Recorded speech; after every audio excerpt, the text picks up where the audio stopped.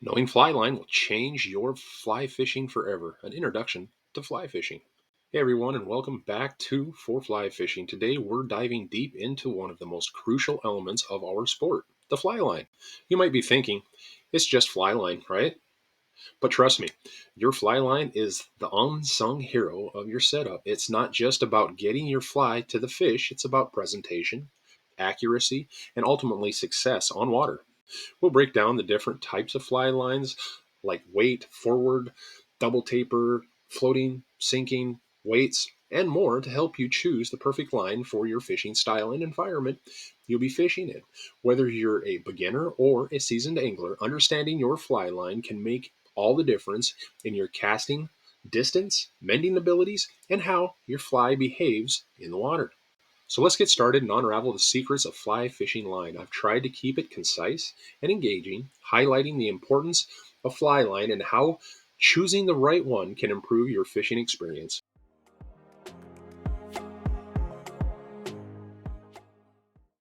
The question, what is fly line? Why is it different? What is the big deal?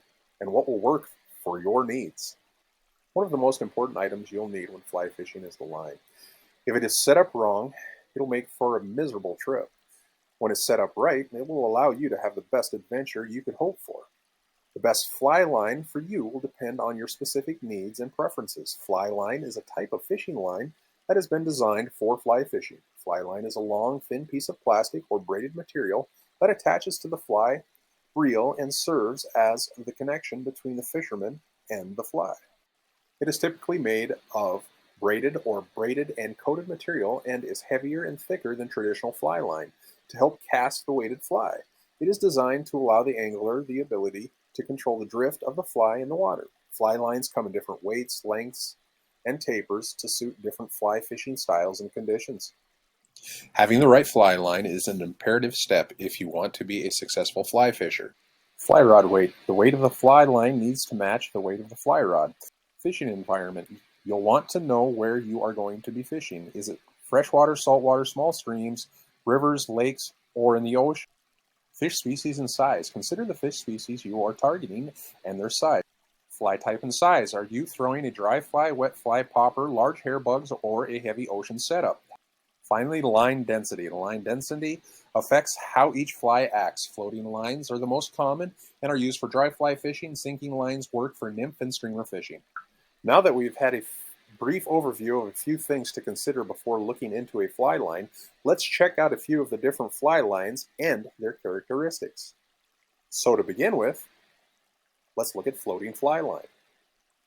Floating fly line is designed to float on the surface of the water. This will allow the fly fisher to present a dry fly to fish that are feeding on or near the surface. In most cases, floating fly lines are made with a plastic coating that covers a braided cord. The line comes in numerous weights and tapers for many different fishing conditions and species.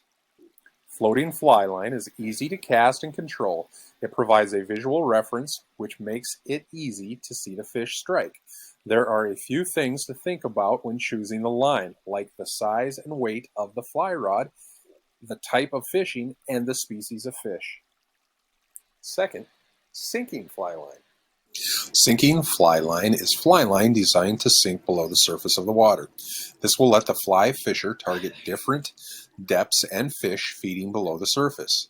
You can get sinking lines that sink at different rates, measured in inches per second, while others are defined as intermediate, slow, fast, or extra fast sinking. These sink rates determine the depth of water you'll be fishing. These lines are denser than their floating counterparts, which allows them to sink. Because sinking fly lines are not like floating lines, controlling and casting the line is different. But when you get used to them, they are very effective when you are nymphing, fishing for deep water species like lake trout, ocean fishing, or when fishing in fast currents or heavy wind. Like and subscribe if you like this content. Moving on, there's double taper fly line. Double taper fly line is a fly line that has a symmetrical tapered design that has a thick middle section and tapered ends. It offers versatility and an ability that allows the line to perform well in different fishing situations. Some of the advantages are that the line is symmetrical, which makes so you can reverse the line when one end wears out. Double taper lines allow for a delicate presentation accuracy. They are easy to roll cast, a great ability to backcast, or when casting a heavy fly. Double taper fly lines, for the most part, are more expensive, but their durability and versatility make them a worthwhile investment. Next, there's shooting tip fly line. Shooting tip fly line is fly line that has a short intermediate sinking section on the front end of the line. The front section is designed to make the fly sink quickly so the fisher reaches fish that are feeding below the surface. The tip sinks at an intermediate speed, making the fly get to the area being targeted quickly. They allow for long casting and quick sinking rates, which makes it handy in fast-moving and larger bodies of water. The running line can either be a sinking or floating line. And finally, there's Spey fly line. Spey fly line is a specialized fly line designed for spey casting. This technique is usually used for salmon and steelhead fishing. Spey casting use longer rods and longer casting stroke that requires this specialized fly line. Spey fly lines are longer and heavier than standard fly lines and are 50 to 120 feet in length. They have a longer front taper and are heavier in the first 30 to 40 feet of the line, helping to load the rod, making longer casts. Two popular styles of spey line are Scandi and Skagit. Scandi works with lighter rods and smaller flies with a gradual taper. Skagit works with heavier rods and larger flies and has a shorter taper. One last thing to consider is the color. So what is fly line color? Fly lines are available in different colors. Each has been created to use for different fly fishing situations. The following is an explanation of a few of the choices. Yellow is a highly visible line and is ideal when you need to see the line on the water surface. Orange is another highly visible color and is also great when you need to see the line on the water surface and a great choice when fishing in dark water. Red is a fly line that is not common, highly visible like yellow or orange, and is just a matter of personal preference.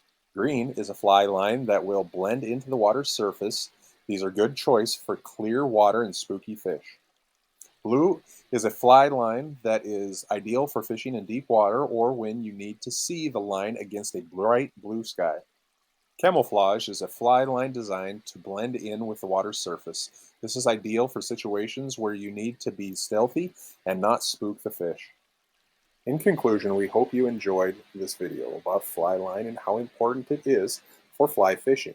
The fly line is a crucial part of your fly fishing gear because it directly affects your casting ability, presentation, and overall success on the water. By understanding the different types of fly line and how they function, you can make more informed choices about which line to use in different fishing situations. Whether you're a seasoned angler or just getting started in fly fishing, we encourage you to experiment with different types of fly line and techniques to find out what works best for you. Thanks for watching, and don't forget to check your fly. Yes, this is what line we would start with if we were just starting to learn how to fly fish. If we were just starting, we would use a floating line and adjust the tippet for the different fishing situations that you will run into.